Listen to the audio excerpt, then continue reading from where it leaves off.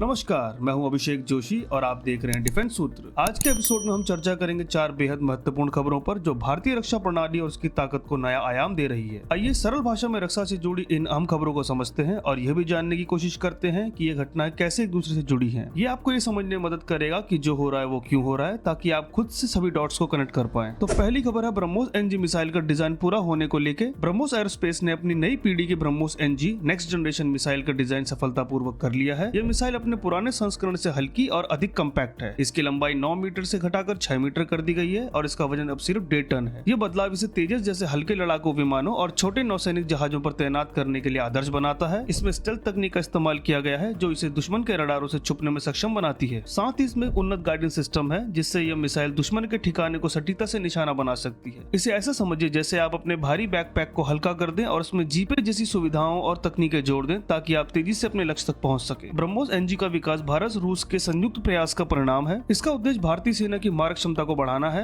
यह मिसाइल न केवल भारत के लिए बल्कि अन्य देशों के लिए भी आकर्षक विकल्प बन सकती है। आने वाले वर्षों में इसके व्यापक परीक्षणों के बाद इसको सेवा में शामिल किया जाएगा। दूसरी खबर है भारत का स्वदेशी लंबी उड़ान वाले ड्रोन प्रोजेक्ट्स पर। ये ड्रोन 24 घंटे तक आसमान में रहकर निगरानी कर सकते हैं। ये मुख्य रूप से बॉर्डर की सुरक्षा, समुद्री इलाकों की निगरानी और लंबी दूरी की रणनीतिक ऑपरेशंस के लिए उपयोगी है। इसे ऐसा समझे जैसे आपका स्मार्टफोन पूरे दिन बैटरी के साथ काम करे और आपको हर जरूरी अलर्ट दे। ये ड्रोन भी कुछ ऐसा ही करते हैं लेकिन तकनीकी रूप से बहुत ज्यादा सक्षम है। इस परियोजना में डीआरडीओ और नागपुर स्थित इकोनॉमिक एक्सप्लोसिव्स लिमिटेड ईईएल जैसे संगठन मुख्य भूमिका निभा रहे हैं। यह प्रयास भारत का आत्मनिर्भर बनने की दिशा में एक बहुत बड़ा कदम है। भारत ने पहले कुछ विदेशी तकनीकों का इस्तेमाल कर लाइटिंग एम्यूनिशन तैयार कर लिया है और अब वो पूरी तरह से स्वदेशी ड्रोन बनाने की ओर अग्रसर है। इससे भारत को न केवल विदेशी निर्भरता कम करने में मदद मिलेगी बल्कि ये रक्षा क्षेत्र में निर्यात के नए अवसर खोलेगा। यह आत्मनिर्भर भारत के दृष्टिकोण को साकार करने की अहम भूमिका निभाएगा। तीसरी खबर आ रही है GEF 404 इंजन पर। GEF 404 इंजन जो भारत के तेजस फाइटर जेट्स के लिए बेहद जरूरी है को हाल ही में इंडिया मार्ट पर लिस्टेड पाया गया है। यह इंजन जो कि एक बहुत ही हाई एंड मिलिट्री हार्डवेयर है, आमतौर पर HAL यानी हिंदुस्तान एरोनॉटिक्स लिमिटेड के जरिए भारत में लाया या बनाया जाता है। सोशल मीडिया पे इस खबर ने हलचल मचा दी है। लोग मजाक में कहने लगे हैं कि HAL से तो नहीं मिला है लेकिन इंडिया पार्ट में मिल रहा है। ये दिखाता है कि हमारी सप्लाई चेन में अभी भी सुधार की बहुत जरूरत है। ये ऐसा ही है जैसे आपका दोस्त कोई इम्पोर्टेड गिफ्ट लेके आए और वही चीज आप मंगल या शनि बाजार में सड़क पर बिकती हुई देख रहे हैं। इंजन तेजस MQ-1A प्रोग्राम के लिए बहुत महत्वपूर्ण है जो भारतीय वायुसेना के बेड़े को आधुनिक बनाने का लक्ष्य रखता है। हालांकि सप्लाई चेन की दिक्कतों के कारण इसकी डिलीवरी में बहुत देरी हो रही है। GE और HAL इस समस्या को सुलझाने की दिशा में काम कर रहे हैं लेकिन यह स्थिति एक मजाकिया घटना के रूप में याद की जाएगी। चौथी खबर है जनरल विपिन रावत जी के हेलीकॉप्टर क्रैश के कारण का मिलना जो कि ह्यूमन एरर बोला जा रहा है। 2021 में हुए दुखद हादसे में भारत के पहले CDS जनरल विपिन रावत जी, उनकी पत्नी और कई अन्य सैनिकों की मौत हो गई थी। हाल ही में आई रिपोर्ट का खुलासा हुआ है कि इस हादसे का कारण मानव त्रुटि थी। Mi-17 V5 हेलीकॉप्टर जो इस हादसे का शिकार हुआ था एक आधुनिक और भरोसेमंद विमान है लेकिन इस दुर्घटना ने दिखाया कि तकनीक कितनी भी उन्नत क्यों ना हो, अगर मानव त्रुटि हो तो परिणाम गंभीर हो सकते हैं। इस घटना ने रक्षा मंत्रालय को अपनी प्रतिक्रियाएं, प्रशिक्षण और सुरक्षा उपायों की समीक्षा करने के लिए प्रेरित किया है। रिपोर्ट में बताया गया है कि कई सजेशंस को लागू किया गया है ताकि भविष्य में ऐसी घटनाओं को रोका जा सके।